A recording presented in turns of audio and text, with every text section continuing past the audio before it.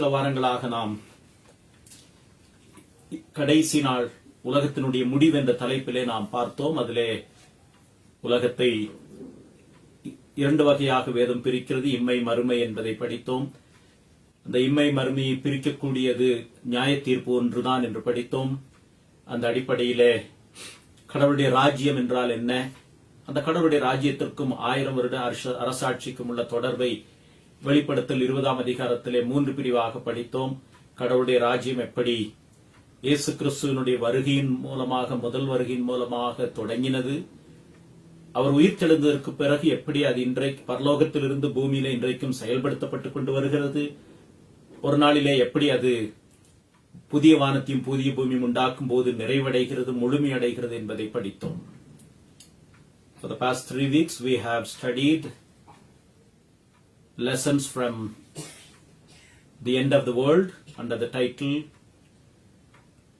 on the 3 various categories. Number 1, there are 2 divisions, 2 ages, here and now and the hereafter. And then judgment is the single most important occasion which divides these 2 ages. And thirdly, we have studied the kingdom of God, how it is ushered through the first coming of Christ, and now how it is continuing from heaven, and now it's going to be culminating at the second coming of Christ based on Revelation chapter 20. இன்றையிலிருந்து அன்று சித்தமானால் ஒரு சில வாரங்கள் சபை சரித்திரத்தை நாம் படிக்க போகிறோம். சபை சரித்திரம் துவங்குவதற்கு ஒரு காரணம், 31ஆம் தேதி 2-3 தினங்களுக்கு முன்பாக அக்டோபர் 31ஆம் தேதி 1517வது வருஷம் மார்ட்டின் லூத்தர் என்பவர் விட்டன்பர்க் நகருடைய சபையிலே 95 கேள்விகளை, வேதத்திற்கு முரண்பாடாக இருக்கக்கூடிய அவற்றை சவாலிட்டு அவர் அதை ஆணியடித்து சென்றது நிமித்தம் எப்படி சீர்திருத்தம் சபையிலே வேகமாக பரவினது என்பதை படிக்க நேரிட்டது. அது சபையை பற்றிய பாடம் சபையிலே நாம் படிக்க போகிறோம் ஆலய ஆராதனையிலே. ஆனால் சபை சரித்திரத்தினுடைய 2000 வருஷ தோரணையை நாம் முழுமையாக ஆலயத்திலே படிக்க முடியாதபடியினாலே ஆண்டவர் சித்தமானால் இந்த புதன்கிழமை வேத ஆராய்ச்சியிலே சபை சரித்திரத்தை நாம் படிக்க போகிறோம். சபை சரித்திரம் என்ற உடனே நம்ம எல்லாருக்கும் வரக்கூடிய கேள்வி, அதை படித்து என்ன பிரயோஜனம், எங்களுக்கு வேதாகமம் இருக்கிறது அது போதாதா, சபை சரித்திரத்தை படிக்க வேண்டுமா, அதுல என்ன ஆவிக்குரிய நன்மை இருக்கிறது என்று அநேகர் யோசிப்பது உண்டு. ஏன், நானும் சிறுவனாக வளர்ந்த பொழுது சபை சரித்திரத்திலே என்ன இருக்க போகிறது, அதுல என்ன ஆவிக்குரிய நன்மை இருக்க போகிறது, அதை படிப்பதனால் என்ன பிரயோஜனம் என்று நினைத்தது உண்டு. ஆனால் அதற்கு பிறகு சத்தியத்தினுடைய அடிப்படையிலே சபை சரித்திரத்தினுடைய அம்சங்களை படிக்க நேரிட்ட போதும், பாடங்களாக கேட்க நேரிட்ட போதும், சபை சரித்திரம் நம்முடைய ஆவிக்குரிய வாழ்க்கைக்கு ஒரு முக்கியமான கருவி என்பதை உணர்ந்தபடியினாலே சபை சரித்திரத்தை படிக்கவும் அதை போதிக்கவும் தொடங்க ஏதுவாயிற்று.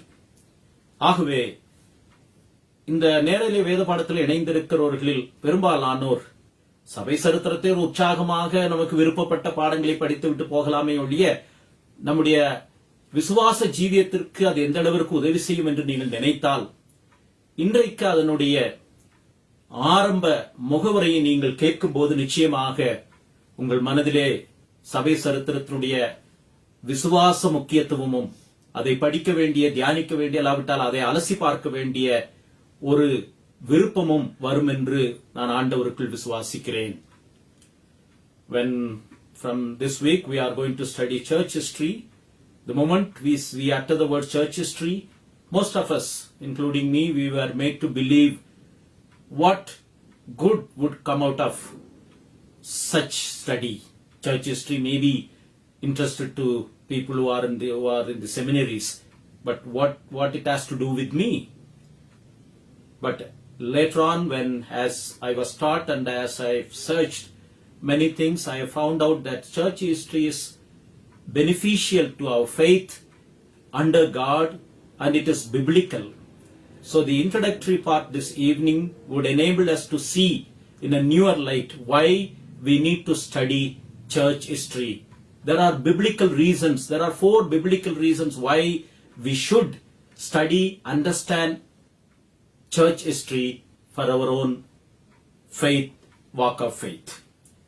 இன்றைக்கு முதல் முறையாக சபை சரித்திரத்தை படிப்பதற்கான, அறிந்து கொள்வதற்கான 4 வேதபூர்வமான முகாந்தரங்களை பார்க்க போகிறோம்.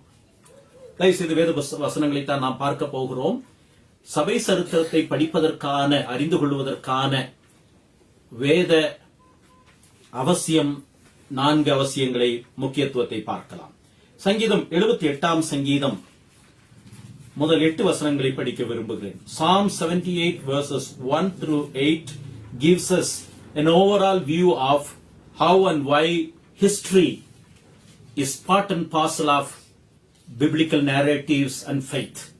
சங்கீதம் 78ஆம் சங்கீதம் முதல் 8 வசனங்களிலே சரித்திரத்தை ஆராய்ந்து பார்ப்பதனாலே நம்முடைய விசுவாசத்திற்கு என்னென்ன பாதிப்புகள் வருகிறது, தொடர்புகள் இருக்கிறது என்பதை நாம் படிக்கிறோம். சங்கீதம் 78ஆம் சங்கீதம் முதல் 8 வசனங்கள். என் ஜனங்களின் உபதேசத்தை கேளுங்கள், என் வாயின் வசனங்களுக்கு உங்கள் செவிகளை சாயுங்கள். Psalm 78. என் வாயை ஓமைகளால் திறப்பேன், பூர்வகாலத்து மறைபொருள்களை வெளிப்படுத்துவேன். அவைகளை நாங்கள் கேள்விப்பட்டு அறிந்தோம், எங்கள் பிதாக்கள் அவைகளை எங்களுக்கு தெரிவித்தார்கள். பின்வரும் சந்ததியான பிள்ளைகளுக்கு நாங்கள் அவைகளை மறைக்காமல் கர்த்தரின் துதிகளையும் அவருடைய பலத்தையும் அவர் செய்த அவருடைய அதிசயங்களையும் விவரிப்போம். அவர் யாக்கோபிலே சாட்சியை ஏற்படுத்தி இஸ்ரவேலிலே வேதத்தை ஸ்தாபித்து அவைகளை தங்கள் பிள்ளைகளுக்கு அறிவிக்கும்படி நம்முடைய பிதாக்களுக்கு கட்டளையிட்டார். இனி பிறக்கும் பிள்ளைகளாகிய பின் சந்ததியார் அதை அறிந்து கொண்டு அவர்கள் எழும்பி தங்கள் பிள்ளைகளுக்கு அவைகளை சொல்லும்படிக்கும் தேவன் மேல் அவர்கள் தங்கள் நம்பிக்கையை வைத்து தேவனுடைய செயல்களை மறவாமல் அவர் கற்பனைகளை கைக்கொள்ளும்படிக்கும் இருதயத்தை செவைப்படுத்தாமலும் தேவனை உறுதியாய் பற்றிக் கொள்ளாமலும் இருந்த முரட்டாட்டமும் கலகும் உள்ள சந்ததியாகிய தங்கள் பிதாக்களுக்கு அவர்கள் ஒப்பாகாதபடிக்கும் இவைகளை கட்டளையிட்டார். 78ஆம் சங்கீதம் சரித்திரம் அங்கே சொல்லப்பட்டிருக்கிறது. Psalm 78 as the narrative of the Old Testament or the wilderness history. அந்த இடத்துல பிள்ளைகளுக்கு சொல்ல வேண்டும், அவர்கள் தங்களுடைய சந்ததிக்கு சொல்ல வேண்டும். எதற்காக? 7ஆம் வசனத்தை பார்க்கலாம். தேவன் மேல் அவர்கள் தங்கள் நம்பிக்கையை வைத்து தேவனுடைய செயல்களை மறவாமல் அவர் கற்பனைகளை கைக்கொள்ளும்படிக்கு கடவுளுடைய உண்மையை ஏற்றுக்கொள்ள வேண்டும். 8ஆம் வசனத்திலே தங்கள் பிதாக்களைப் போல அவர்கள் கலகமுள்ள சந்ததியாக இராமல் அதிலிருந்து பாடம் படிக்க வேண்டும் என்பதற்காக இந்த அந்த 78ஆம் சங்கீதத்தினுடைய முழு பகுதியிலே மறுபடியும் இஸ்ரவேல் ஜனங்களுடைய வாழ்க்கையிலே நடந்த சம்பவத்தை ஒரு நீண்ட பட்டியலிட்டு சங்கீதக்காரன் எழுதியிருக்கிறார். இது தெரிந்ததுதானே? இஸ்ரவேல் ஜனங்களுக்கு அவர்கள் எகிப்திலே நடந்தது தெரியாதா? அவர்களுக்கு ஆண்டவர் செங்கடலை பிளந்தது தெரியாதா? ஆனால் மறுபடியும் சங்கீதக்காரன் இது எழுதுவதற்கு காரணம் சரித்திரம் என்பது எவ்வளவு முக்கியம் என்பதை நாம் இங்கே பார்க்கிறோம். புதிய ஏற்பாட்டிலேயும் ஒரு வசனத்தை பார்க்கலாம். 1 கொரிந்தியர் 10ஆம் அதிகாரம் 11வது வசனம். Let's look into one of the New Testament verse at least. 1 Corinthians chapter 10 and verse 11. 1 கொரிந்தியர் 10ஆம் அதிகாரம் 11வது வசனம். புதிய ஏற்பாட்டில் 234வது பக்கம். இவைகள் எல்லாம் திருஷ்டாந்தங்களாக அவர்களுக்கு சம்பவித்தது, உலகத்தின் முடிவு காலத்தில் உள்ள நமக்கு எச்சரிப்புண்டாகும்படி எழுதப்பட்டும் இருக்கிறது. இவைகள் எல்லாம் என்றால் முதல் 10 வசனத்திலே மோசேயினுடைய காலத்திலே நடந்த அந்த சரித்திரத்தை சொல்லுகிறார். இது அந்த கொரிந்து சபையில் உள்ள யூதர்களுக்கு தெரியாதா? அதுல யூத விசுவாசிகள் நிறைய பேர் இருந்தார்கள், அவர்களுக்கு தெரியாதா? தெரியும். ஆனால் மறுபடியும் பவுல் அதை ஞாபகப்படுத்துகிறார். ஏனென்றால் விசுவாசத்திலே சரித்திரம் மிக மிக தொடர்புடையதா இருக்கிறது என்பதனாலே, இன்னும் சொல்ல போனால் கிறிஸ்தவ விசுவாசம் என்பது சரித்திரத்தை உள்ளடக்கியது என்பதை நாம் ஏற்றுக்கொள்ள வேண்டும். Paul is referring to the Old Testament narrative of how Moses has led Israelites and how many were consumed due to their disobedience. Doesn't the church at Corinth know about these things? Yes, they know. But to emphasize the importance of church history for our own spiritual advancement, the Holy Spirit God inspired these words to be written. ஆகவே கிறிஸ்துவுக்குள் பிரியமானவர்களே, இந்த நாளில் நாம் கொடுக்கிற அந்த முகவுரை, ஏன் சபை சரித்திரத்தை நாம் அறிந்து வைத்திருக்க வேண்டும், படிக்க வேண்டும் என்பதற்கான வேதபூர்வமான காரணங்களை நீங்கள் ஆராய்ந்து பார்க்கும்போது அது ஆசீர்வாதமாக இருக்கும். ஏனென்றால் கிறிஸ்தவ விசுவாசம் சரித்திர விசுவாசம். ஏற்கனவே ஒரு பாடத்திலே படித்திருக்கிறோம். நம்முடைய ரட்சிப்பிலே 3 கோணங்கள் இருக்கிறது.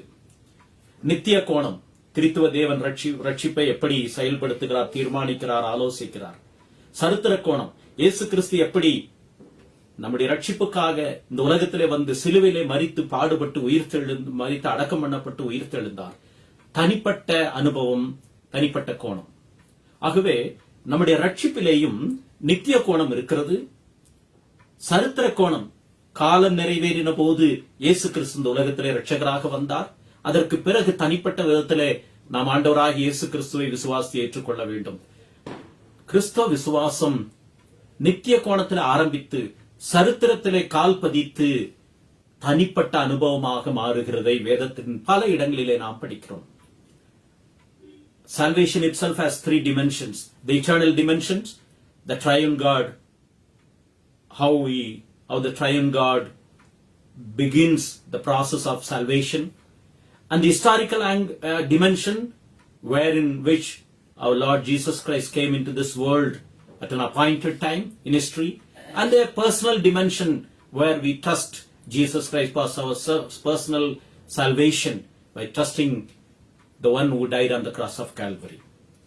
சரித்திரத்தை நீங்கள் நம்மை பிரிக்க முடியாது நம்முடைய விசுவாசத்திலிருந்து. ஒருவேளை இந்த நேரில் இணைந்திருக்கிறவர்கள் மற்ற யாராவது நீங்கள் எந்த சபை என்றால் ஒரு குறிப்பிட்ட சபையை சொல்லுகிறீர்கள் என்று வைத்துக் கொள்ளுங்கள். அதற்கு பின்னாலே ஒரு சரித்திரம் அடங்கி இருக்கிறது என்பதை நாம் ஏற்றுக்கொள்ள வேண்டும். Supposing somebody were to ask you which church do you go, or some outsiders would say, do you belong to a Protestant church? And we say, yes, I belong to a Protestant church. What do we mean by that? There is some history behind it. ஒருவேளை நம்ம யாராவது வெளியில இருக்கிறவர்கள் நீங்கள் Protestant சபையா கத்தோலிக்க சபையா என்று கேட்டால், இல்லை நான் ப்ராட்டஸ்டன்ட் சபை என்று சொல்லுவோம். அதற்கு பிறகு நாம் எந்த வகையை சார்ந்தவர்கள் அதை சொல்லுவோம். ப்ராட்டஸ்டன்ட் என்று சொன்னாலே அதிலேயே சரித்திரத்தினுடைய நம்முடைய அடையாளம் அடங்கி இருக்கிறது, அதை மறுக்க முடியாது. ஆகவே அந்த அடிப்படையிலே சபை சரித்திரத்தை படிப்பதற்கு, தியானிப்பதற்கு, அதை அறிந்து வைத்திருப்பதற்கு தேவையான 4 அடிப்படை வேத காரணங்களை பார்க்கலாம். முதலாவது, ஏன் சபை சரித்திரத்தை நாம் அறிந்து வைத்திருக்க வேண்டும் என்றால், தேவன் சர்வ வல்லவராக எல்லா காலத்தையும் ஆளுகிறவர். ஆகவே அவருடைய கிரியையை, அவருடைய செயல்களை நாம் தலைமுறையாக அறிவித்துக் கொண்டே இருக்க வேண்டும். Number 1 reason why we should know or we should have the understanding of church history is because our God, the God of the Bible, is the God of history. Is from eternity past to eternity future. So whatever God does in history has to be told, has to be displayed or told to the generations that follow. கடவுள் சர்வ வல்லமையுடையவராய் எல்லாவற்றின் மேலும், எல்லா மனிதர் மேலும், எல்லா அதிகாரங்கள் மேலும், எல்லா ராஜ்யங்கள் மேலும், இன்றைக்கு இருக்கக்கூடிய அரசாங்கங்கள் உட்பட எல்லா ராஜ்யங்கள், எல்லா அதிகாரங்கள், எல்லா வல்லமைகள், எல்லா மனிதர்கள், எல்லா இயற்கை, எல்லாவற்றின் மேலும் எல்லா காலத்திலும் தேவன் ஆளுகை செய்கிறார், கிரியை செய்கிறார் என்பதை வேதத்திலே நாம் தெளிவாக படிக்கிறோம். அவர் அப்படி எல்லா காலத்திலும் கிரியை செய்கிறதை நாம் அறிவிக்க வேண்டும் என்று வேதம் நமக்கு கற்றுக் கொடுக்கிறது. சில வசனங்களை பார்க்கலாம். 145 சங்கீதம் 4வது வசனம். சங்கீதம் 145:4. சங்கீதம் 145 3-4 வசனங்கள். கர்த்தர் பெரியவரும் மிகவும் புகழப்படத்தக்கவருமாயிருக்கிறார், அவருடைய மகத்துவம் ஆராய்ந்து முடியாது. 4வது வசனம். தலைமுறையாக உம்முடைய கிரியைகளின் புகழ்ச்சியை சொல்லி, அடுத்த வார்த்தையை பார்க்கலாம், உம்முடைய வல்லமையுள்ள செய்கைகளை அறிவிப்பார்கள். 11-12 வசனத்தை பார்க்கலாம். 13 வசனம்.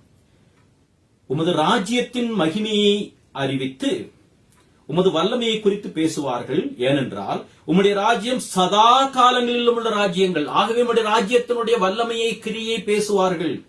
உம்முடைய ஆளுகை தலைமுறை தலைமுறையாகவும் உள்ளது.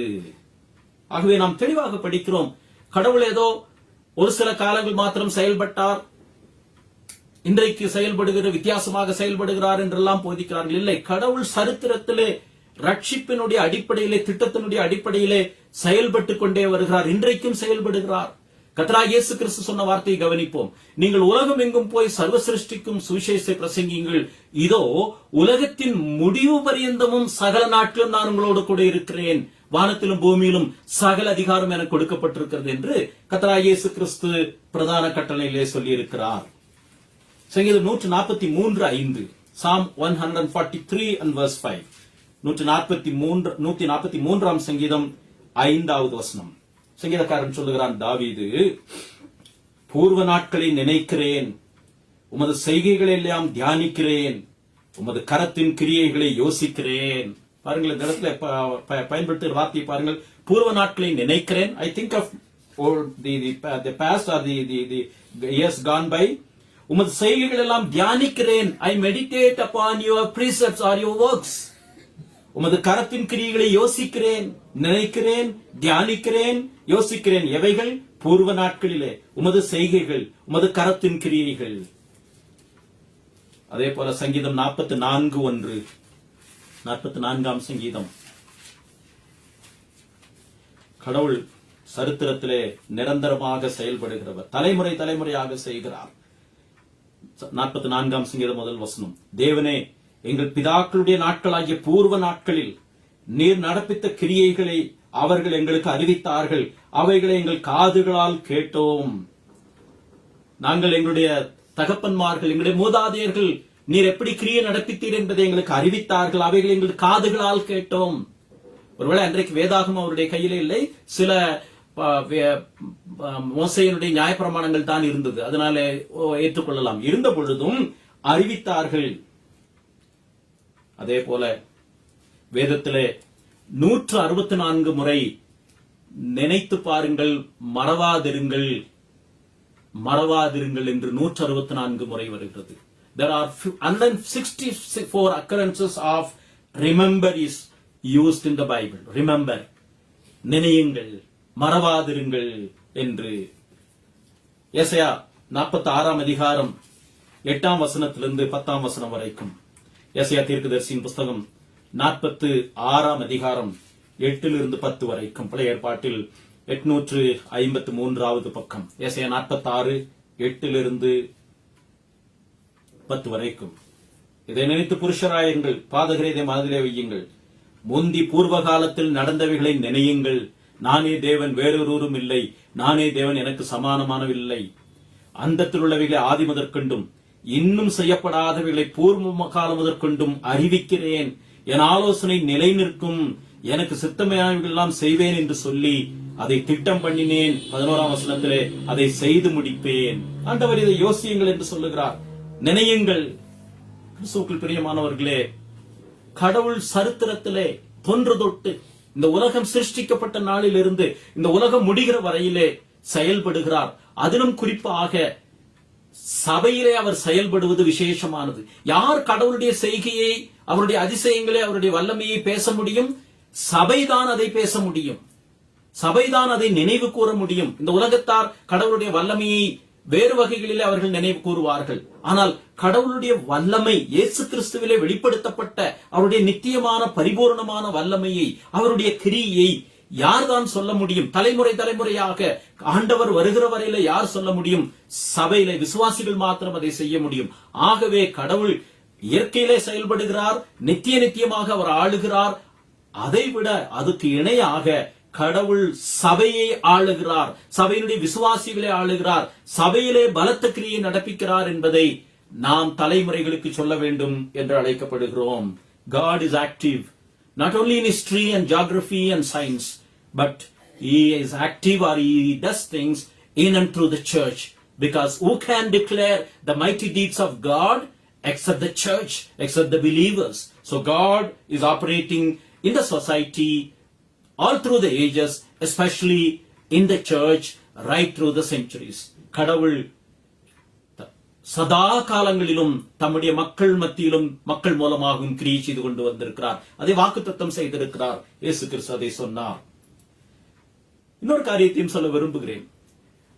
வேதத்திலே சரித்திர புஸ்தகங்கள் என்றே சில புஸ்தகங்கள் இருக்கிறது உங்களுக்கு தெரியுமா? There is a section called historical books even in the Old Testament and New Testament. பழைய ஏற்பாட்டிலும் புதிய ஏற்பாட்டிலும் சரித்திர புஸ்தகங்களே இருக்கிறது. எப்படி நாம் சரித்திரத்தை மறுக்க முடியும்? நாம் அதற்கு தொடர்பில்லை என்று சொல்ல முடியும்? உங்களுக்கு ஏற்கனவே தெரியும். சரித்திர புஸ்தகங்கள் எவை? யோசுவாவில் இருந்து எஸ்தர் வரைக்கும் உள்ள இருக்கிற புஸ்தகங்கள் எல்லாமே சரித்திர புஸ்தகங்கள். யோசுவா, தொடர்ந்து நியாயாதிபதிகள், 1 சாமுவேல், 2 சாமுவேல், ராஜாக்கள், நாளாகமம், இப்படியே ஒரு எஸ்ரா, நெகேமியா, எஸ்தர், யோபு, எஸ்தர் வரைக்கும் கிட்டத்தட்ட சரித்திர பகுதியாகவே அது ஒரு இடத்திலே வேதத்திலே வைக்கப்பட்டிருக்கிறது. புதிய ஏற்பாட்டிலே அப்போஸ்தலர் நடவடிக்கைகளை எடுத்துக் கொள்ளலாம். அப்போஸ்தலர் நடவடிக்கைகள் எருசலேமில் இருந்து உலகத்தின் முடிவு பரியந்தமும் எப்படி சுவிசேஷம் அறிவிக்கப்பட்டது என்பதை மருத்துவராகிய லூக்கா ஒழுங்காய் திட்டமாய் விசாரித்து சரித்திரமாக எழுதி வைத்திருக்கிறார். இப்படி பழைய ஏற்பாட்டிலும் சரி புதிய ஏற்பாட்டிலும் சரி சரித்திர புஸ்தகங்கள் வேதத்திலே இருக்கிறது. In the Old Testament as well as in the New Testament we see the historical rendering of the scriptures. From Joshua to Esther, it is known as the historical books that we have in the Old Testament, that section. And in the New Testament we have the Acts of the Apostles, which clearly is all about how the gospel or the truth has been carried from Jerusalem to the uttermost parts of the world. வேதத்திலேயே ஆண்டவருடைய சரித்திரத்திற்கென்று ஒரு இடம் இருக்கிறதை நாம் பார்க்கிறோம். ஏனென்றால் தேவன் சரித்திரத்திலே செயல்படுகிறவர். குறிப்பாக சபையின் சரித்திரத்திலே தேவன் செயல்படுகிறவர். பழைய ஏற்பாடு எப்படி ஆரம்பிக்கிறது? ஆதியிலே தேவன் வானத்தையும் பூமியும் சிருஷ்டித்தார். சரித்திரத்தோடு தான் பழைய ஏற்பாடு ஆரம்பிக்கிறது. புதிய ஏற்பாடு எப்படி ஆரம்பிக்கிறது? பழைய ஏற்பாடு உலகத்தினுடைய ஆரம்பத்தை சொல்லுகிறது. புதிய ஏற்பாடு இயேசு கிறிஸ்துனுடைய வரலாறு என்ற வார்த்தை இருக்கிறது. தயவுசெய்து மத்தேயு எழுதின சுவிசேஷம் 1 அதிகாரம் 1 வருவோம். Please turn with me to Matthew chapter 1 and verse 1. It begins by saying the historical narrative of Jesus Christ, the son of Abraham, the son of David. The history or the genealogy of the Lord Jesus Christ. மத்தேயு 1 அதிகாரம் 1 தமிழிலே வரலாறு என்ற வார்த்தை பயன்படுத்தப்பட்டிருக்கிறது. ஆபிரகாமின் குமாரனாகிய தாவீதின் குமாரனான இயேசு கிறிஸ்துவினுடைய வம்ச வரலாறு புதிய ஏற்பாட்டினுடைய முதல் வசனத்திலேயே வரலாறு காணப்படுகிறது. இப்படி நாம் கடவுள் இந்த உலகத்திலே தலைமுறையாக செயல்படுகிறார் என்பதை மாத்திரமல்ல, அதை அறிவிக்க வேண்டும் என்பதை நாம் இந்த வசனங்களிலே படித்துக் கொண்டு வருகிறோம். இப்படி ஆண்டவர் அதை செய்கிறதை நாம் பார்க்கிறோம். ஒருவேளை நீங்கள் யோசிக்கலாம், வேதத்திலே அப்படி நடந்த சரித்திர நிகழ்வுகள் ஏதாவது இருக்கிறதா என்று பார்க்கலாம். என்னோடு கூட அப்போஸ்தலர் 4 அதிகாரத்திற்கு திருப்பிக் கொள்ளுங்கள். அப்போஸ்தலர் 4 அதிகாரத்திலே சில 1-2 கோடிட்டு காண்பிக்கப்பட்டிருக்கிறது. அதாவது கமாலியேல் என்று சொல்லக்கூடிய ஒரு நன்றாக படித்த ஒரு அந்த மனிதன் 5 அதிகாரம், இன்னைக்கு அப்போஸ்தலர் 5 அதிகாரத்திலே கமாலியேல் என்று சொல்லக்கூடிய ஒரு பிரசித்தி பெற்ற சாத்திரியமிக்க ஒரு பரிசேயர் மல்கியா தீர்க்கதரிசியில் இருந்து புதிய ஏற்பாடு ஆரம்பிக்கிற அந்த 400 வருஷ இடைவெளியிலே நடந்த 1-2 சம்பவங்களை எடுத்து காண்பிக்கிறார். நமக்கு தெரியும், மல்கியாவோடு பழைய ஏற்பாட்டினுடைய தீர்க்க தரிசனங்கள் முடிவடைகிறது ஏறத்தாழ. அதற்கு பிறகு யோவான் ஸ்நானகன் ஆண்டவருடைய வருகை அறிவிக்கும் போது புதிய ஏற்பாடு துவங்குகிறது. அது சுவிசேஷங்களிலே சொல்லப்படுகிறது. அந்த 2க்கும் இடைப்பட்ட ஏறத்தாழ 400 வருஷம் மௌன காலம் என்று சொல்லப்படுகிற அந்த இரு புதிய ஏற்பாடு பழைய ஏற்பாடு கிடையான அந்த இடைப்பட்ட காலத்திலே நடந்த சம்பவத்தை கமாலியேல் இங்கே பயன்படுத்துகிறார். 36 வசனத்தை பார்க்கலாம். அப்போஸ்தலர் 5:36 கமாலியேல் சொல்லுகிறார், ஏனென்றால் இந்நாட்களுக்கு முன்னே தேய்தாஸ் என்பவன் எழும்பி தன்னை ஒரு பெரியவனாக பாராட்டினான். ஏறக்குறைய 400 பேர் அவனை சேர்ந்தார்கள். அவனை மடிந்து போனான். நிறைய பேர் மடிந்து போனார்கள். எப்பொழுது நடந்தது? பழைய ஏற்பாட்டிற்கும் புதிய ஏற்பாட்டிற்கும் மல்கியாவுக்கும் புதிய ஏற்பாட்டிற்கும் இடைப்பட்ட 400 வருஷத்திலே நடந்த சம்பவம். 36 வசனம். 5:37. அவனுக்கு பின்பு குடிமதிப்பின் நாட்களிலே கலிலேயனாகி யூதாஸ் என்பவன் எழுப்பி தன்னை பின்பற்றும்படி அநேக ஜனங்களை எழுப்பினான். இப்படி ஆண்டவர் சரித்திரத்திலே செயல்பட்டுக் கொண்டு வருகிறார் என்பதை வேதம் அங்குமிங்கும் கோடிட்டு காண்பிக்கிறது. சில சமயங்களில் ஆண்டவர் மௌனமாய் இருந்தார். அதற்கு பல காரணம் இருக்கிறது.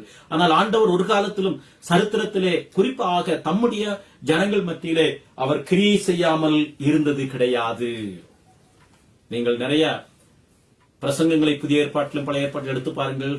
ஸ்தேவானுடைய பிரசங்கத்தை எடுத்துக் கொள்ளுங்கள். அப்போஸ்தலர் 7 அப்போஸ்தலர் 7ஆம் அதிகாரம் ஒரு நீண்ட அதிகாரம் என்பது நமக்கு தெரியும்.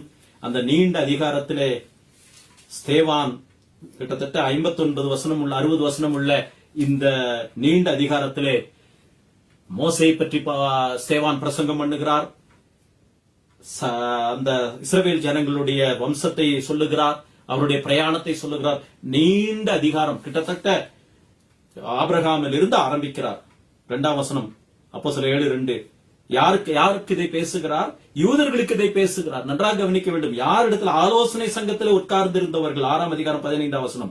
ஆலோசனை சங்கத்தில் இருக்கிறவர்கள் எல்லாரும் யார்? பழைய ஏற்பாட்டை கரைத்து குடித்தவர்கள், ஸ்தேவானை விட அதிலே ஞானம் பெற்றவர்கள். அவர்களுக்கு பிரதான ஆசாரியர்களை பார்த்து ஆசாரியன் அவரை நோக்கி 7ஆம் அதிகாரம் 1 வசனம், காரியம் எப்படி இருக்கிறதா என்று ஆரம்பித்த பொழுது ஆபிரகாமில் இருந்து ஆரம்பித்து சரித்திரத்தை ஒவ்வொன்றாக மறுபடியும் சொல்லி சொல்லி சொல்லி அந்த பிரசங்கத்தை அவர் செய்கிறார். ஏன் அதை செய்ய வேண்டும்? ஒரே வார்த்தையில சொல்லலாமே, உங்களுக்கு ஆபிரகாமை தெரியும், மோசேயை தெரியும், அவ்வளவுதானே என்று முடித்து விடலாம். இல்லை, சரித்திரத்தை மையமாக வைத்து சுவிசேஷத்தை அறிவிக்கிறார். இப்படி கடவுள் சர்வ வல்லமுடையவரானபடியால், சர்வ காலத்திலும் அவர் அரசாளுகிறவரானபடியால் சரித்திரமும் அதிலே அடங்கி இருக்கிறது, வேதத்திலே அடங்கி இருக்கிறது. சபையிலே ஆண்டவர் கிரியை செய்கிறார். அதை நாம் தலைமுறை தலைமுறையாக அறிவிக்க அழைக்கப்படுகிறோம். இரண்டாவது, ஏன் சபை சரித்திரத்தை நாம் படிக்க வேண்டும் என்பதற்கான இரண்டாவது காரணம், சபை சரித்திரம் நாம் ஒரு பெரிய முழுமையான குடும்பத்திற்கு சொந்தக்காரர்கள் என்பதை நமக்கு கற்றுக் கொடுக்கிறது. The second reason why we need to be aware of church history is it helps us to understand that we belong to the godly family of all ages. கடவுளுடைய முழு குடும்பத்திலே 2021ஆம் வருஷத்திலே வாழ்கிற விசுவாசிகளானாலும் சரி, கிபி 500லே வாழ்ந்தவர்களானாலும் சரி, கிமுலே வாழ்ந்தவர்களானாலும் சரி, கடவுளுடைய குடும்பத்திலே விசுவாசிகள் நாம் அனைவரும் ஒன்றாயிருக்கிறோம் என்பதை சபை சரித்திரம் நமக்கு ஞாபகப்படுத்துகிறது. It reminds us, church history, the study of church history re-emphasizes the fact that we belong to the family of God. Whether we live in 2021, whether we live in AD 500, BC 722, whatever, we belong to the family of God. So we have one long history. நாம் ஒரு சரித்திரத்தோடு பின்னணி படைக்கப்பட்டவர்கள். ஒருவேளை ஒரு குடும்பத்தில் இருக்கிறவர்கள், நம்முடைய தாத்தா, அவருடைய மூதாதையர்கள் என்ன எப்படி இருந்தார்கள், என்ன வேலை செய்தார்கள், அவர்கள் எங்கிருந்தார்கள் என்று விசாரிப்பதிலே நமக்கு ஒரு ஈடுபாடு இருக்கிறது இல்லையா? அப்படி போல அந்த சரித்திரத்தை நாம் தேடுகிறோம். நம்முடைய மூதாதையர்கள் யார், அவர்கள் எங்கிருந்து வந்தார்கள், அவர்களுடைய குடும்பம் எங்கே இருந்தது, அவர்கள் என்ன வேலை செய்தார்கள், யாரை திருமணம் செய்தார்கள். குடும்ப உறவிலே சரித்திரம் ஒரு முக்கியமான பங்கு வகிக்கிறது. சபை சரித்திரம் நாம் ஒரு முழுமையான கிறிஸ்துவனுடைய குடும்பத்தினுடைய அங்கம் என்பதை நமக்கு வலியுறுத்துகிறபடியினால் சபை சரித்திரத்தை நாம் படிக்க அவசியமாகிறது. வேதத்திலிருந்து சில வசனங்களை குறிப்பிட விரும்புகிறேன். நம்முடைய குடும்பத்தார் ஒருவேளை என்ன வேலை செய்தார்கள், என்ன கஷ்டப்பட்டார்கள், அவர்கள் என்னென்ன சம்பாதித்தார்கள், என்னென்ன சாதித்தார்கள், அவர்களுடைய பிரச்சனை என்ன, இவைகள் எல்லாம் கேட்பதிலே நமக்கு ஆர்வம் இருக்க வேண்டும், இருக்கிறது. அதைத்தான் சபை சரித்திரம், கிறிஸ்துவின் குடும்பம், ரட்சிக்கப்பட்ட கூட்டம், ஒரு குடும்பமாக இருக்கிறோம். நம்முடைய குடும்பத்திலே நடந்த உயர்வுகள், தாழ்வுகள், அவர்கள் சந்தித்த சவால்கள், அவர்கள் அடைந்த மகிழ்ச்சிகள், அவர்கள் கண்ட வெற்றிகள், இவைகள் எல்லாம் தொன்று தொட்டு நாம் ஆராய்ந்து பார்க்க வேண்டும். எபேசியர் 12ஆம் அதிகாரம் 22-23 வசனங்கள். It emphasizes or reiterates the fact that we belong to one large family of God of all ages. So we are naturally inclined to know and be aware of their success, their failures, their heartaches, their difficulties, their success, all the rest of it. So it is but natural for us to have an inclination towards knowing the past of our history, our genealogy. Similarly, when we belong to the Church of Christ, the body of believers, the family, we have to have the understanding of what has gone before. Not only in the scriptures, but right through the centuries, because God acts in history. கடவுள் சரித்திரத்திலே சபையிலே செயல்பட்டு கொண்டிருக்கிறபடியினால் நம்முடைய குடும்ப மூதாதையர்கள் எப்படி இருந்தார்கள் என்பதை நாம் கவனித்து பார்க்க வேண்டியது அவசியமாகிறது. எபிரேயர் 12 அதிகாரம் 22, 23, 24 வசனங்கள். Hebrews chapter 12 verses 22, 23, 24. நீங்களோ விசுவாசிகளை பார்த்து சொல்லுகிறார் எபிரேயாக்கியோன், நீங்களோ சியோன் மலையினிடத்திற்கும் ஜீவனுள்ள தேவனிடமாகிய நகரமாகிய பரம எருசலேமினிடத்திற்கும் 1000 10,000 தேவதூதர்களிடத்திற்கும், அடுத்த வார்த்தை முக்கியமானது, பரலோகத்தில் பெயர் எழுதியிருக்கிற விசுவாசிகளுடைய பெயர்கள் பரலோகத்தில் எழுதப்பட்டிருக்கிறது, முதற் பெயரானவர்களின் சர்வ சங்கமாகிய சபையினிடத்திற்கும் வந்து சேர்ந்தீர்கள். We belong to the complete family of God, of all ages, that includes all ages, including AD 100, AD 1500, whichever age. நாம் கிறிஸ்துவிலே ஒரே முழு குடும்பமாக இருக்கிறோம். அந்த அடிப்படையிலே நம்முடைய குடும்ப வரலாற்றை நாம் ஆராய்ந்து பார்ப்பது அவசியமாகிறது. வேதம் நமக்கு அதை கற்றுக் கொடுக்கிறது. அதைத்தான் நாம் பார்க்கிறோம். எபேசியர் 1 அதிகாரம் 9வது வசனம். மறுபடியும் நாம் ஒரு குடும்பத்தை சேர்ந்தவர்கள், விசுவாசிகள் எந்த காலத்திலே வாழ்ந்தாலும் சரி, நாம் ஒரு குடும்பத்திற்கு சொந்தக்காரர்கள் என்பதை நமக்கு வேதம் கற்றுக் கொடுக்கிறது. எபேசியர் 1 அதிகாரம் 9வது வசனம். காலங்கள் நிறைவேறும் போது விளங்கும் நியமத்தின்படி பரலோகத்தில் இருக்கிறவைகளும் பூலோகத்தில் இருக்கிறவைகளும் ஆகிய சகலமும் கிறிஸ்துவுக்குள்ளே கூட்டப்பட வேண்டும் என்று ஆண்டவர் தீர்மானித்திருந்தார். நாம் அந்த குடும்பத்தை சார்ந்தவர்களாக இருக்கிறபடினாலே எபிரேயர் 13:7 வருவோம். எபிரேயர் 12 அதிகாரத்திலே நீங்கள் சர்வசங்கமாகிய சபையினிடத்திற்கு வந்திருக்கிறீர்கள், அந்த குடும்பத்தில் இணைக்கப்பட்டிருக்கிறீர்கள். ஆகவே நீங்கள் என்ன செய்ய வேண்டும்? எபிரேயர் 13:7, புதிய ஏற்பாட்டில் 311வது பக்கம். தேவ வசனத்தை உங்களுக்கு போதித்து உங்களை நடத்தினவர்களை நீங்கள் நினைத்து அவர்களுடைய நடக்கையின் முடிவை நன்றாய் சிந்தித்து அவர்களுடைய விசுவாசத்தை பின்பற்றுங்கள். இது ஆபிரகாமுடைய விசுவாசத்தை மாத்திரம் சொல்லவில்லை. ஆபிரகாம் நமக்கு கற்றுக் கொடுக்கவில்லை. ஒருவேளை நமக்கு கற்றுக் கொடுத்த நமக்கு முன்பாக வாழ்ந்த மூதாதையர்கள், நம்முடைய பெற்றோராக இருக்கலாம், அவர்களுக்கு அவர்கள் பெற்றோர்கள். ஆகவே இந்த வார்த்தையை வசனத்தை நாம் கவனிக்கும் போது, தேவ வசனத்தை உங்களுக்கு போதித்து, நம்முடைய காலத்திலே, நம்முடைய பெற்றோர்கள் அவருடைய காலத்திலே உங்களை நடத்தினவர்களை, அப்ப நம்முடைய காலத்திலே வாழ்ந்தவர்கள் இப்போ மரித்து போய்விட்டார்கள், அவர்களை நீங்கள் நினைத்து அவர்களுடைய நடக்கையின் முடிவை நன்றாய் சிந்தித்து, அடுத்த வார்த்தை தான் முக்கியம், அவருடைய விசுவாசத்தை பின்பற்றுங்கள். இதைத்தான் நாம் சொல்லுகிறோம், ஒரு விசுவாச குடும்பம். இந்த விசுவாச குடும்பத்திலே நாம் இணைக்கப்பட்டிருக்கிறபடியினால் நம்முடைய மூதாதையர்கள், நமக்கு முன்பாக வாழ்ந்தவர்கள் எப்படி விசுவாசத்திலே வாழ்ந்தார்கள், அவர்கள் என்னென்ன சாதனைகளை செய்தார்கள், என்னென்ன சவால்களை சந்தித்தார்கள், எப்படி ஆண்டவருக்கு கீழ்ப்படிந்தார்கள், எப்படி கீழ்ப்படியாமல் போனார்கள், இவைகள் எல்லாம் நாம் ஆராய்ந்து பார்க்க வேண்டும். ஏனென்றால் அது எழுதப்பட்டிருக்கிறது, அநேக காலங்கள் எழுதி வைக்கப்பட்டிருக்கிறது. தேவன் அப்படிப்பட்டவர்களை அனுமதித்திருக்கிறார், வழிநடத்தி இருக்கிறார்.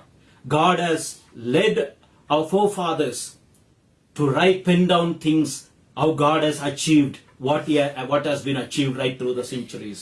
Now, because we belong to the family, and it is but natural for us to have a sense of understanding, knowing the age of our forefathers and their faith. எபேசியர் 4 அதிகாரம் 4 6 வசனங்கள்.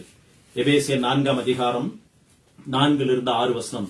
பவுல் எபேசு திருச்சபைக்கு சொல்லுகிறார், எபேசியர் 4 6 வரைக்கும், உங்களுக்கு உண்டான அழைப்பினாலே, விசுவாசிகளை பார்த்து சொல்லுகிறார், நீங்கள் ஒரே நம்பிக்கைக்கு அழைக்கப்பட்டது போல தான் குடும்பம். ஒரே நம்பிக்கை, குடும்பம் என்றால் ஒரு நம்பிக்கையை வைக்கிறவர்கள்.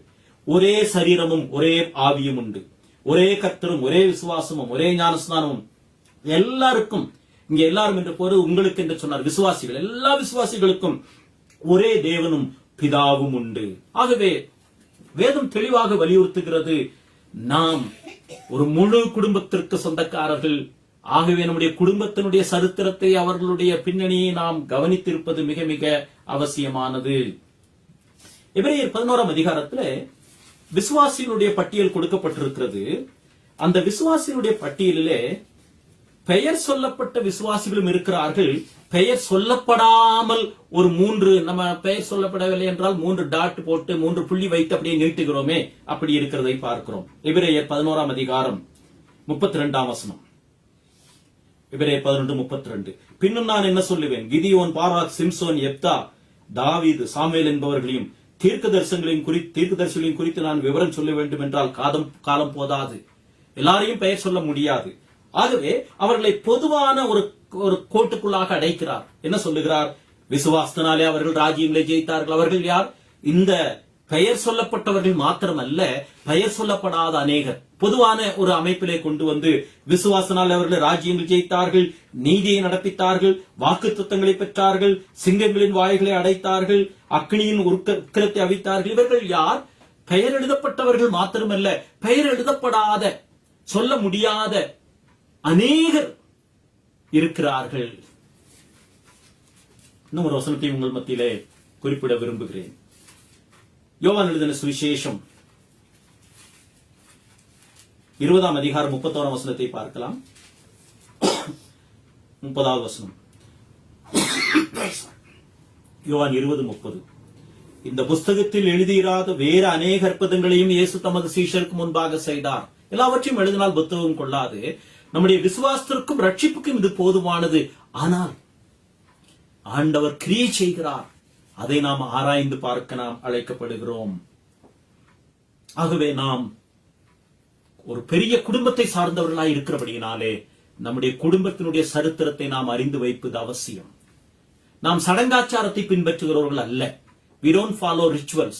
We are traditionalists. நாம் பாரம்பரியத்தை கைப்பற்றுகிறவர்கள். பாரம்பரியம் என்ற வார்த்தை சிலருக்கு ஒருவேளை இது பிடிக்காத வார்த்தை. ஆனால் வேதம் பாரம்பரியத்தை சொல்லுகிறது.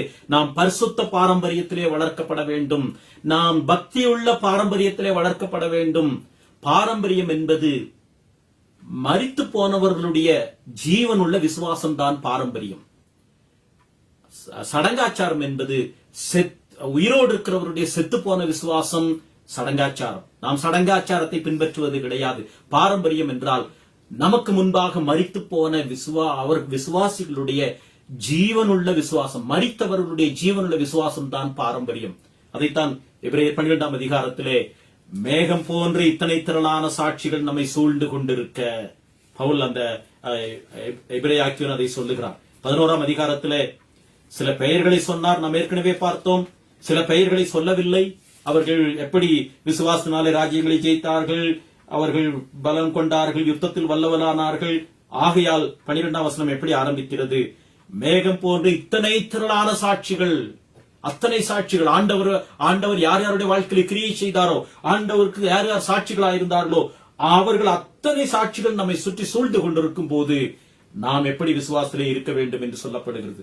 இன்னொரு புஸ்தகத்தை நான் குறிப்பிட விரும்புகிறேன். யூதா புஸ்தகத்திற்கு வாருங்கள். யூதா நிருபம், வெளிப்படுத்தின விசேஷத்திற்கு முன்பாக இருக்கக்கூடிய யூதா நிருபமே சரித்திர விசுவாசத்தை சொல்லுகிறது. நீங்கள் யூதா ஒரே அதிகாரம் தான் இருக்கிறது, 25 வசனம். யூதா புஸ்தகத்தை நீங்கள் ஒரு நாளில் ஆராய்ந்து பாருங்கள். அது சரித்திர விசுவாசத்தை, அதற்காக நாம் எப்படி தொடர்ந்து போராட வேண்டும் என்று சொல்லப்பட்டதுதான் யூதா புஸ்தகம். புதிய ஏற்பாட்டிலே 332. அதற்கு காரணம் யூதாவே சொல்லுகிறார். பிரியமானவர்களே, பொதுவான ரட்சிப்பை குறித்து உங்களுக்கு எழுதும்படி நான் மிகவும் கருத்துள்ளவனாய் இருக்கையில் நான் ரட்சிப்பினுடைய கோணத்தை எழுத நான் விருப்பப்பட்டேன். ஆனால் சரித்திரத்தை எழுத விரும்புகிறேன். அங்க தொடர்ந்து படிக்கலாம். பொதுவான ரட்சிப்பை குறித்து உங்களுக்கு எழுதும்படி நான் மிகவும் கருத்துள்ளவனாய் இருக்கையில் பரிசுத்தவான்களுக்கு ஒரு விசை ஒப்புக் கொடுக்கப்பட்ட விசுவாசத்திற்காக நீங்கள், இன்றைக்கு வாழுகிற நீங்கள் தைரியமாய் போராட வேண்டும் என்று உங்களுக்கு எழுதி உணர்த்துவது எனக்கு அவசியமாய் காணப்பட்டது. பாருங்கள் தெளிவாக. Though I was intended to write about generality of salvation, I am inspired in that sense to write you about how you should contend for the once deposited faith. ஒரு முறை ஒப்புக் கொடுக்கப்பட்ட விசுவாசத்துக்காக நீங்கள் போராட வேண்டும். யாருக்கு சொல்லுகிறார்? ஒரு முறை ஒப்புக் கொடுக்கப்பட்ட விசுவாசம், அதை தொடர்ந்து எப்படி அவர்கள் பாதுகாத்தார்கள், இன்றைக்கு எப்படி இருக்கிறது, நீங்கள் எப்படி போராட வேண்டும். இந்த யூதா புஸ்தகத்திலே கிட்டத்தட்ட அந்த ஆதி மேன்மையை விட்ட அந்த ஜனங்களில் இருந்து, சோதோம் குமாரா பட்டணத்தில் இருந்து, பீலேயாமில் இருந்து, ஆதாமுக்கு 14 வசனம், ஆதாமுக்கு 7ஆம் தலைமுறையான சரித்திரத்தை மறுபடியும் குறிப்பிடுகிறார். ஆதாமுக்கு 7ஆம் தலையான ஏனோக்கும் இப்படி சொல்லிக்கொண்டே வந்து கடைசியிலே நீங்களும் இந்த விசுவாசத்திற்காக போராட வேண்டும் என்று சொல்லுகிறதை நாம் பார்க்கிறோம். கிறிஸ்துவுக்குள் பிரியமானவர்களே, ஏன் சபை சரித்திரத்தை நாம் அறிந்து வைத்திருக்க வேண்டும், படிக்க வேண்டும் என்றால், தேவன் சரித்திரத்திலே செயல்படுகிறார். தலைமுறை தலைமுறையாக நாம் அறிவிக்க வேண்டும். சபையிலும் தேவன் செயல்படுகிறார். அதை நாம் அவருடைய வல்லமையான கிரியை, ரட்சிப்பின் கிரியை நாம் அறிவிக்க வேண்டும். நம்முடைய சந்ததிக்கு சொல்லிக் கொடுத்துக் கொண்டே இருக்க வேண்டும். இரண்டாவது, நாம் ஒரு முழு பரிசுத்த பரிபூர்ணமான கிறிஸ்துவனுடைய குடும்பத்தினுடைய அங்கமாக்கப்பட்டிருக்கிறபடியினால், நாம் எந்த தேசம், எந்த பாஷை, எந்த இனத்தாராக இருந்தாலும் கிறிஸ்துவின் சபையாகிய அவருடைய சரீரத்திலே நாம் இணைக்கப்பட்டிருக்கிறபடியினால் அந்த குடும்பம் எப்படிப்பட்டது, என்ன சாதனை செய்தார்கள் என்பதை நாம் கவனிக்க வேண்டும், படிக்க வேண்டும், ஆராய்ந்து பார்க்க வேண்டும். அதற்கு தேவன் மனிதர்களை வழிநடத்தி எழுதி வைத்திருக்கிறார் என்று படித்தோம். ஒரு மனிதர் அருமையாக சொன்னார், பூலோகத்திலே உங்களுடைய குடும்பத்தார் யார் என்று தெரியாவிட்டால் பரலோகத்திலே போய் நீங்கள் அந்த குடும்பத்தோடு எப்படி இருப்பீர்கள் என்று கேட்டார். அதை நாம் எப்படி விளங்கிக் கொள்கிறோமோ தெரியவில்லை. ஆகவே சபை சரித்திரம் என்பது அவசியம். மூன்றாவது, ஏன் சபை சரித்திரத்தை படிக்க வேண்டும் என்றால், சபைக்கு ஒரு நிரந்தரமான எதிரி, சரித்திரம் முழுவதும் ஒரே எதிரி இருக்கிறார் என்பதை அறிந்து கொள்ள வேண்டும். The third reason why we should study or to have the better understanding of church history is due to the fact that there is one adversary, permanent adversary working in the life of church right through the centuries. ஒரே ஒரு எதிரி, ஒரே ஒரு பகைஞன் இந்த சபையை ஆதியிலிருந்து, Eden தோட்டத்திலிருந்து கிட்டத்தட்ட கிறிஸ்துவானவர் நம்முடைய ஆண்டவர் திரும்பி வருகிற வரையிலே ஒரே எதிரி செயல்பட்டு கொண்டே இருக்கிறார். அது 1500ஆம் வருஷத்திலும் செயல்பட்டான், கிமுவிலும் செயல்பட்டான், இன்றைக்கு நாம் வாழுகிறோம், இன்றைக்கும் செயல்பட்டுக் கொண்டிருக்கிறான். ஆண்டவர் வருகிற வரையிலே அவன் செயல்பட போகிறான். ஆகவே சபைக்கு ஒரு எதிரி நிரந்தரமாக பல வகைகளிலே செயல்பட்டுக் கொண்டிருக்கிறபடியினால் நாம் சபை சரித்திரத்தை நாம் ஆராய்ந்து பார்க்க அழைக்கப்படுகிறோம். இன்னொரு வகையிலே சொல்ல வேண்டும் என்று சொன்னால், தவறுகளை, கள்ள போதனைகளை நாம் எதிர்ப்பதற்கு சபை சரித்திரம் மிக முக்கியமானது. To counter heresies, because there is one adversary acting right through the centuries, be it BC 500 or AD 500. There is one enemy who tries to attack the Church of Christ through various methods, basically prescribed in the scriptures. And so we need to be aware of it. ஒரு சத்துரு இருக்கிறார்.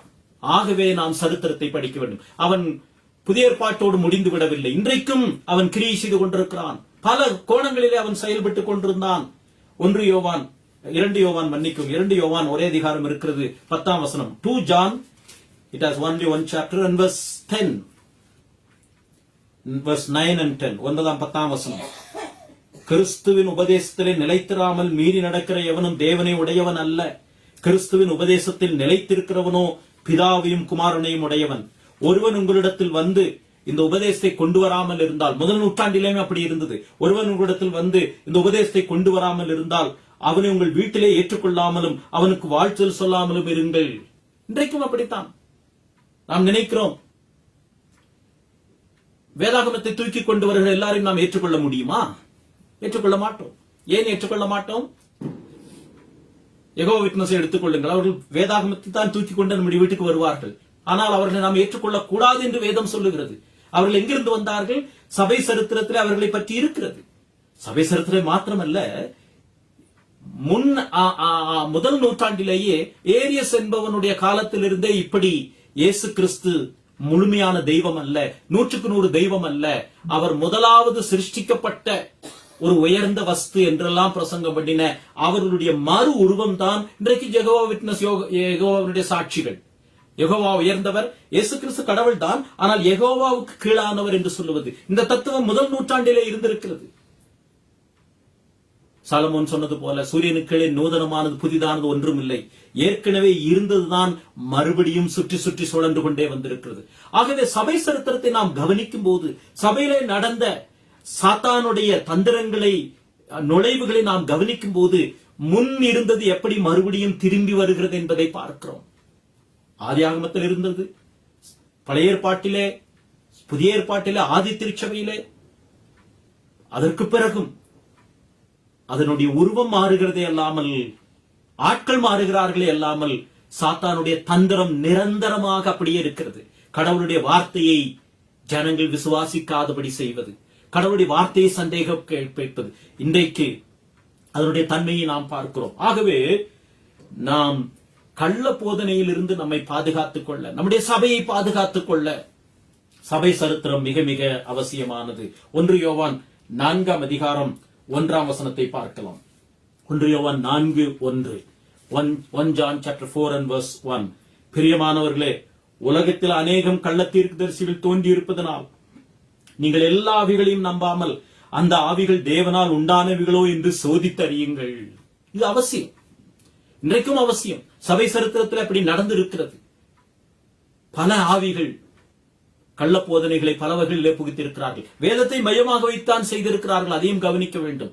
இப்படி முன் நடந்ததை இப்பொழுதும் நடக்கிறது. அதை கண்டுபிடிப்பதற்கு நாம் தொடர்ச்சியாக தேவன் எப்படி சபையிலே செயல்பட்டுக் கொண்டு வந்திருக்கிறார், நம்முடைய குடும்பம் எப்படியெல்லாம் இந்த எதிரியை சந்தித்து வந்திருக்கிறது, அதை நம்முடைய முன்னோருடைய விசுவாசத்தை நாம் பார்க்க வேண்டும். அதைத்தான் எபிரேயரிலே படித்தோம். உங்களுடைய முன்னோருடைய விசுவாசத்தை பார்த்து அவருடைய விசுவாச மாதிரியை பின்பற்றுங்கள்.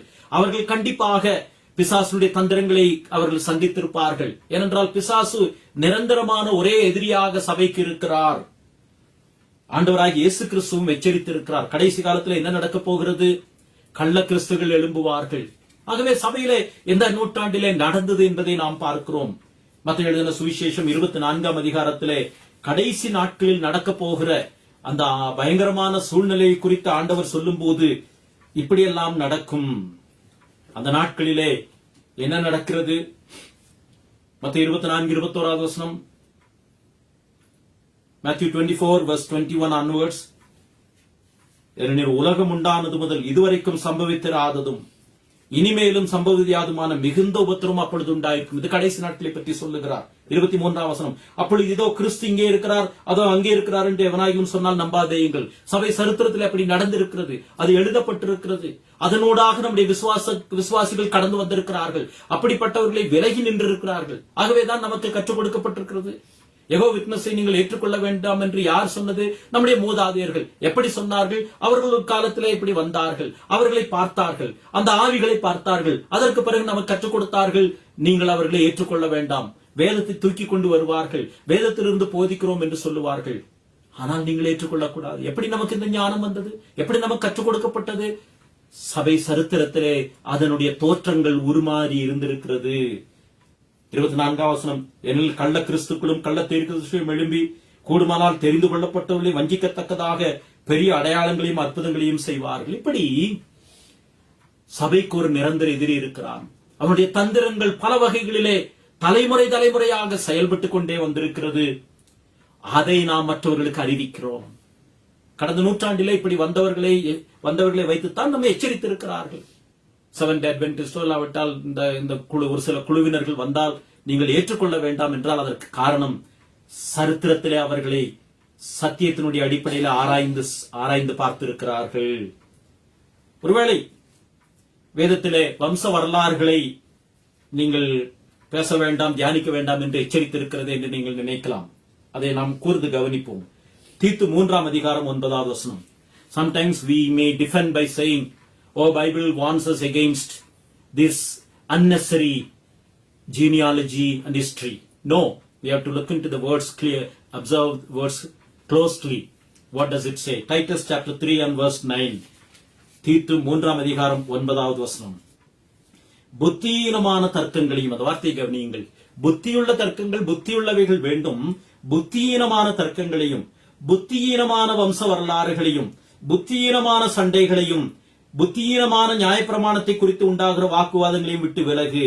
அவைகள் புத்தியீனமாக உங்களுடைய விசுவாசத்திற்கு சம்பந்தமில்லாமல், விருத்தி இல்லாமல் இருந்தால் அவைகளை விட்டு விலங்குகள்.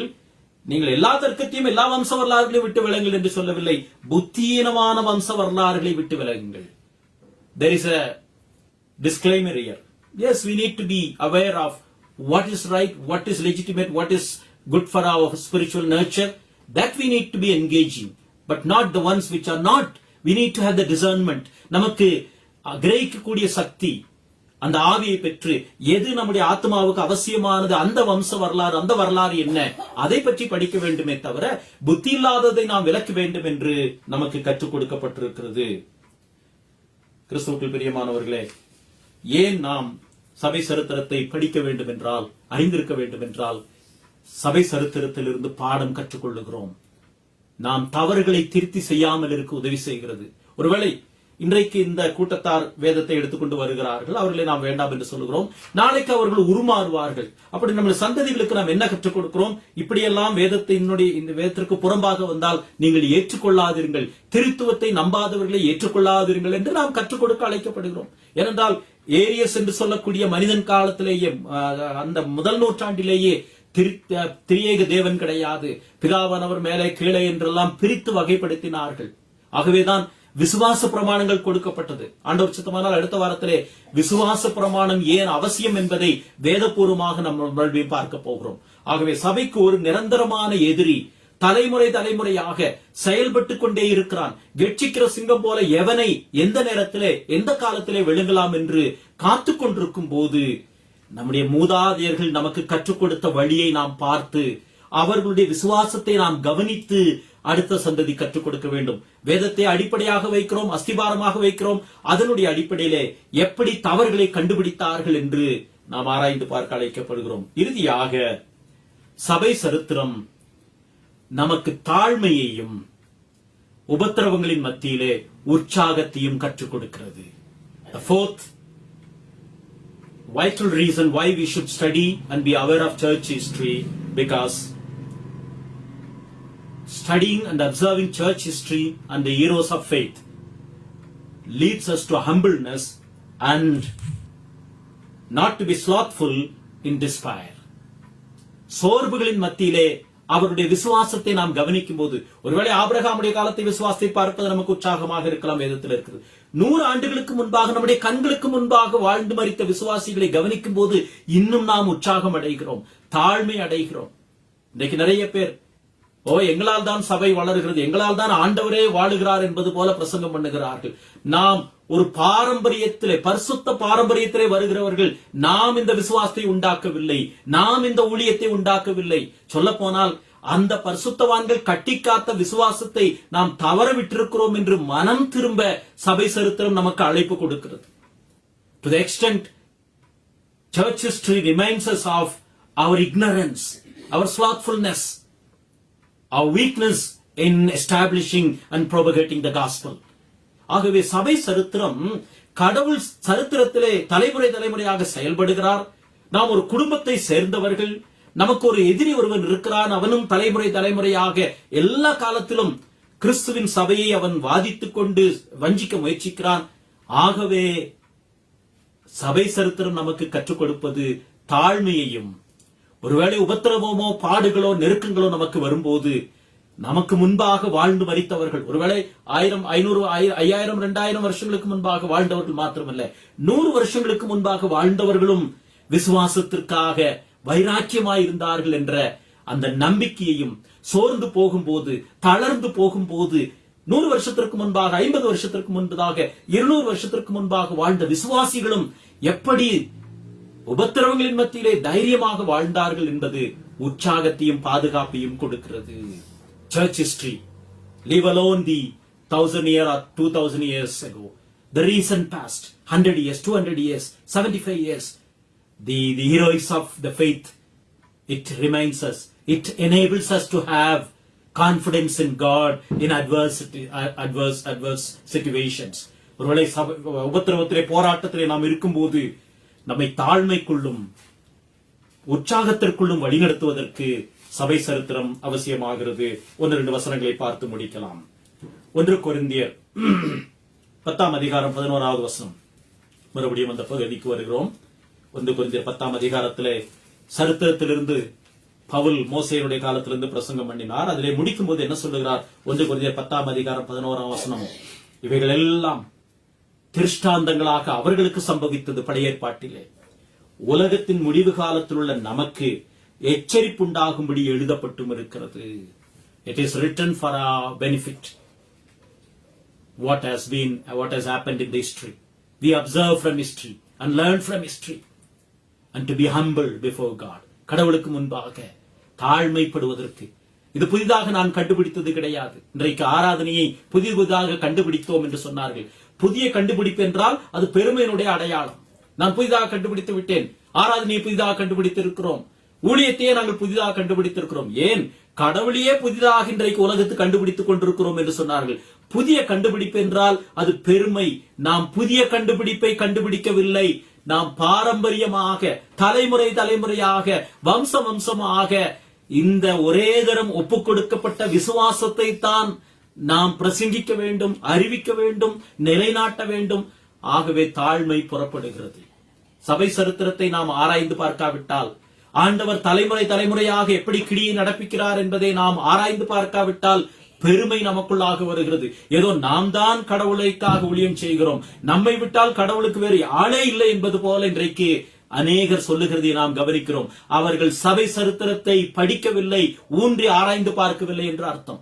அந்த பரிசுத்தவான்களை நாம் கவனித்தால், அவருடைய வாழ்க்கையை நாம் அனுசரித்து பார்த்தால், நம்முடைய விசுவாசம், இன்றைக்கு இருக்கக்கூடிய வசதிகள், இவைகளை வைத்து நாம் ஊழியத்தை இன்னும் வைராக்கியமாக செய்திருக்க வேண்டுமே என்ற ஒரு உந்துதல் வர வேண்டும்.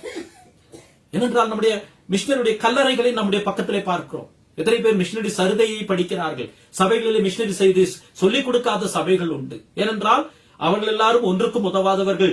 நாங்கள் தான் ஆராதனையை கண்டுபிடிக்கிறோம், நாங்கள் தான் ஊழியத்தை கண்டுபிடிக்கிறோம், நாங்கள் தான் பரிசுத்தாவியானவரை கண்டுபிடித்திருக்கிறோம் என்றெல்லாம் சொல்லுகிற அளவிற்கு சபை சரித்திரத்தை பற்றியோ, கடவுள் சபையின் மூலமாக செயல்பட்டு வருகிறார் என்பதை பற்றியோ, நாம் ஒரு குடும்பத்தின் மக்கள், ஒரே குடும்பத்தின் மக்கள். 1000 வருஷத்திற்கு முன்பாக விசுவாசிகளாக இருந்தவர்களானாலும் சரி, நாமும் ஒரே சகோதர சகோதரிகள், ஆண்டவருடைய குடும்பத்தை சார்ந்தவர்கள். இதிலே பெருமை பாராட்ட இடமில்லை என்று யோசிக்க முடியாத நிலைமையில் இருக்கிறார்கள். கிறிஸ்துவுக்குள் பிரியமானவர்களே, சபை சரித்திரம் அதை படிப்பதன் மூலமாக தாழ்மையும் கற்றுக்கொள்ளுகிற மனப்பான்மையும் வருகிறது. எபிரேயர் 12ஆம் அதிகாரத்திற்கு மறுபடியும் திரும்பி வருவோம். எபிரேயர் 12ஆம் அதிகாரத்திலே எபிரேயாக்கியர் மறுபடியும் சொல்லுகிறார். Hebrews chapter 12. Let's come back to that passage again. எபிரேயர் 12ஆம் அதிகாரம். ஆகையால் மேகம் போன்ற இத்தனை திரளான சாட்சிகள் நம்மை சூழ்ந்து கொண்டிருக்க பாரமான யாவற்றையும், எப்படி ஆரம்பிக்கிறார் பாருங்கள். மேகம் போன்ற இத்தனை திரளான சாட்சிகள் சூழ்ந்து கொண்டிருக்கிறபடினாலே நீங்கள் எப்படி வேண்டும் என்றாலும் நடந்து கொள்ளுங்கள். உங்களுக்கு எல்லாமே லைசன்ஸ் கொடுக்கப்பட்டிருக்கிறது, உங்களுக்கு அனுமதி கொடுக்கப்பட்டிருக்கிறது என்று சொல்லவில்லை. எவ்வளவு நாம் சரித்திரத்தையும் சபையினுடைய சரித்திரத்தை ஆராய்ந்து பார்க்கிறோமோ அவ்வளவு தாழ்மை நமக்குள்ளாக வருகிறது, வர வேண்டும். பாரமான யாவற்றையும், நம்மை சுற்றி நெருங்கி நிற்கிற பாவத்தையும் தள்ளிவிட்டு விசுவாசத்தை துவக்கிறவரும் முடிக்கிறவருமா இருக்கிற இயேசுவை நோக்கி நமக்கு நியமித்திருக்கிற ஓட்டத்தில் பொறுமையோட ஓடக்கடவும். பாரமான யாவற்றையும், நம்மை சுற்றி நெருங்கி நிற்கிற பாவத்தையும் தள்ளிவிட வேண்டும். Reading or understanding, observing the church history and the heroes of faith, heroines of faith lead us to humbleness, that we would be more earnest than our predecessors. நமக்கு முன்பாக விசுவாசத்திலே வைராக்கியமாய் இருந்தவர்களை விடவும் நான் இன்னும் வைராக்கியமாக வாழ வேண்டும், பாரமானதை ஒதுக்கிவிட வேண்டும், என்னை அடிக்கடி பாதிக்கிற என்னுடைய சோதனைகளை நான் மேற்கொள்ள வேண்டும் என்ற தாழ்மை வருகிறது. இன்றைக்கு அநேக சபைகளிலே ஊழியங்களிலே தாழ்மை இல்லாததற்கு காரணம் சபை சரித்திரத்தை பற்றி அக்கறை இல்லாதது என்பதை ஆணித்தரமாக குறிப்பிட விரும்புகிறேன். அந்த பின்னணியிலே 12ஆம் அதிகாரத்திலே மேகம் போன்ற இத்தனை திரளான சாட்சிகள் என்று சொன்னதற்கு பிறகுதான் 13ஆம் அதிகாரத்திலே தொடர்ந்து அந்த ஆக்கியோன் அந்த அதிகாரத்தை தொடர்ந்து போகிறார். இப்பொழுது சொல்லுகிறார், தேவவசனத்தை உங்களுக்கு போதித்து உங்களை நடத்தினவர்களை, ஒருவேளை நீங்கள் எந்த சபையில் இருக்கிறீர்கள், அந்த சபை கட்டப்பட்ட வரலாறு, அதனுடைய பின்னணியிலே உழைத்தவர்கள், தேவவசனத்தை உங்களுக்கு போதித்து உங்களை நடத்தினவர்களை நீங்கள் நினைத்து அவர்களுடைய நடக்கையின் முடிவை நன்றாய் சிந்தித்து, நடக்கையின் முடிவென்றால் அவர்கள் என்ன பாடுபட்டார்கள், என்ன கிறிஸ்துவுக்காக சகித்தார்கள், இவைகளை நீங்கள் சிந்தித்து அவர்களுடைய விசுவாசத்தை பின்பற்றுங்கள். வரலாறு இதிலே அடங்கி இருக்கிறது. 2 தீமோத்தேயு 1ஆம் அதிகாரம் 5வது வசனம். 2 Timothy chapter 1 verse 5. தீமோத்தேயுக்கு பவுல் சொல்லுகிற ஆலோசனையை பார்க்கிறோம். 2 தீமோத்தேயு 1ஆம் அதிகாரம் 5வது வசனம். 291வது பக்கம். தீமோத்தேயுவை பார்த்து பவுல் மெச்சி சொல்லுகிறார், அந்த விசுவாசம் உன் பாட்டியாகிய லோவிசாளுக்குள்ளும் உன் தாயாகிய ஐனிக்கைகளுக்குள்ளும் 3 தலைமுறைகளை சொல்லுகிறார். அந்த விசுவாசம் உன் பாட்டியாகிய லோவிசாளுக்குள்ளே இருந்தது, அதற்கு பிறகு உன் தாயாகிய ஐனிக்கைகளுக்குள்ளும் நிலைத்திருந்தது, அது உனக்குள்ளும் இருக்கிறது. பாருங்கள், கிட்டத்தட்ட 3 தலைமுறை விசுவாசத்தை பவுல் சொல்லுகிறார். இன்றைக்கு நம்முடைய தலைமுறையை தாண்டி முந்தின தலைமுறை விசுவாசத்திற்கே போக விருப்பம் இல்லையே. ஏனென்றால் நாம் தான் ஊழியத்தை புதிதாக கண்டுபிடிக்கிறோமே, பரிசுத்த ஆவியானவரை புதிதாக கண்டுபிடிக்கிறோமே. அந்த அடிப்படையிலே பவுல் சொல்லுகிறார். 12ஆம் வசனத்தை பார்க்கலாம். அது நிமித்தம் நான் இந்த பாடுகளை அனுபவிக்கிறேன். 13ஆம் வசனம், நீ கிறிஸ்து இயேசுவை பற்றும் விசுவாசத்தோடும் அன்போடும் என்னிடத்தில் கேட்டிருக்கிற, முந்தின தலைமுறை பற்றி சொல்லுகிறார், என்னிடத்தில் கேட்டிருக்கிற ஆரோக்கியமான சட்ட வசனங்களை கை கொண்டிரு. கிறிஸ்துவுக்குள் பிரியமானவர்களே, சபை சரித்திரம் கடவுள் வரலாற்றிலும் சபையிலும் செயல்படுத்துகிறதை பார்க்கும் போது நாம் கடவுளுடைய குடும்பத்தின் மக்களாக இருக்கிறோம், தனிப்பட்டவர்களாக அல்ல என்பதை உணரும் போது நமக்கு ஒரு நிரந்தர எதிரி சபையை பாழ்படுத்துவதற்காக, வஞ்சிப்பதற்காக தலைமுறையாக ஒவ்வொரு காலகட்டத்திலும் ஒவ்வொரு வருஷமும் இடைவிடாமல் செயல்பட்டுக் கொண்டிருக்கிறபடியினாலே நான் அந்த கூட்டத்திலே இருக்கிறேன் என்பது தாழ்மைக்குள்ளும் மாத்திரமல்ல, ஒருவேளை போராட்டம், உபத்திரவம், விசுவாசத்திற்காக நாம் தடுமாறுகிற சூழ்நிலைகள் வரும்போது அதன் மூலமாக உற்சாகம் அடைவதற்கும் சபை சரித்திரம் உதவி செய்கிறது. ஆகவே இந்த 4 காரணங்கள் சபை சரித்திரத்தை ஏன் நாம் படிக்க வேண்டும் என்று கற்றுக் கொடுக்கிறது. ஒருவேளை சபை சரித்திரம் அவசியமில்லை, எனக்கு வேதம் மாத்திரம் போதும் என்று ஒருவேளை நீங்கள் நினைத்தால், வேதத்தினுடைய அடிப்படையிலே சபை சரித்திரத்தை நாம் படிக்க வேண்டும் என்பதற்கான காரணத்தை படித்தோம். ஏனென்றால் தேவன் வரலாற்றிலே செயல்படுகிறவர், சபை வரலாற்றிலே செயல்பட்டுக் கொண்டிருக்கிறார், இன்னும் செயல்படுவார். உலகத்தின் முடிவு பரியந்தமும் சகல நாட்டு நான் உங்களோட கூட இருக்கிறேன் என்று இயேசு கிறிஸ்து சொல்லி இருக்கிறார். ஆகவே நீங்கள் சுவிசேஷ அறிவியுங்கள், போதியுங்கள், ஞானஸ்நானம் கொடுங்கள் என்று சொன்னார். சபையிலே தேவன் கிரியை செய்கிறார். வேதத்திலே சரித்திர புஸ்தகங்களே இருக்கிறது. இரண்டாவது, நாம் ஒரு முழு குடும்பத்தினுடைய அங்கத்தினர்கள். நாம் ஏதோ திடீரென்று முளைத்தவர்கள் கிடையாது. முதல் ரட்சிக்கப்பட்ட விசுவாசியில் இருந்து கடைசி வரைக்கும் இருக்கக்கூடிய கிறிஸ்துவனுடைய முழு குடும்பத்திற்கு சொந்தக்காரர்கள். ஆகவே நம்முடைய குடும்பத்தினுடைய சரித்திரத்தை நாம் ஆராய்ந்து பார்ப்பது நமக்கு ஆசீர்வாதமானது. மூன்றாவது, இந்த சபைக்கு, குடும்பத்திற்கு ஒரு எதிரி இருக்கிறான். அவனுடைய செயல்கள், பல தந்திரங்கள் மாறி இருக்கவில்லை, முன்னிருந்தது அப்படியே இருக்கிறது. ஆனால் அவனுடைய செயல்கள், கிரியைகள், தந்திரங்கள் இன்னும் கிரியை செய்கிறபடினாலே நாம் ஆராய்ந்து பார்த்து அதிலிருந்து பாடங்களை படிக்கிறோம், தவறுகளை திருத்திக் கொள்ளுகிறோம். மாத்திரமல்ல, இறுதியாக சபை சரித்திரத்தை படிக்கும் போது, விசுவாசனுடைய வாழ்க்கையிலே தேவன் செயல்பட்ட விதத்தை நாம் ஆராய்ந்து பார்க்கும் போது, குறிப்பாக சமீப காலங்களிலே இந்த நம்முடைய கண்களுக்கு முன்பாக 2-3 தலைமுறைகளுக்கு முன்னாக இருந்த வாழ்ந்தவர்களை பார்க்கும் போது நம்முடைய விசுவாசத்திலே தாழ்மைக்குள்ளாக நாம் வழிநடத்தப்படுகிறோம். சோர்ந்து போகும்போது அவர்கள் சந்தித்த சவால்கள், பாதிப்புகள் மூலமாக பலன் அடைகிறோம். ஆகவேதான் சபை சரித்திரம் அவசியம் என்பதை நாம் ஏற்றுக்கொள்ளுகிறோம். ஆண்டவர் சித்தமானால் வருகிற வாரங்களிலே சபை சரித்திரம் மிக நீண்ட கிட்டத்தட்ட 3 வருஷம் வேதாகம கல்லூரியிலே படிப்பது, அதை சுருக்கமாக நமக்கு அத்தியாவசியமான அடிப்படைகளிலே வருகிற வாரங்களிலே சிந்திக்கும் பொழுது பரிசுத்த ஆவியானவர் தாமே நமக்கு உதவி செய்து நம்மை ஆசீர்வதிப்பாராக.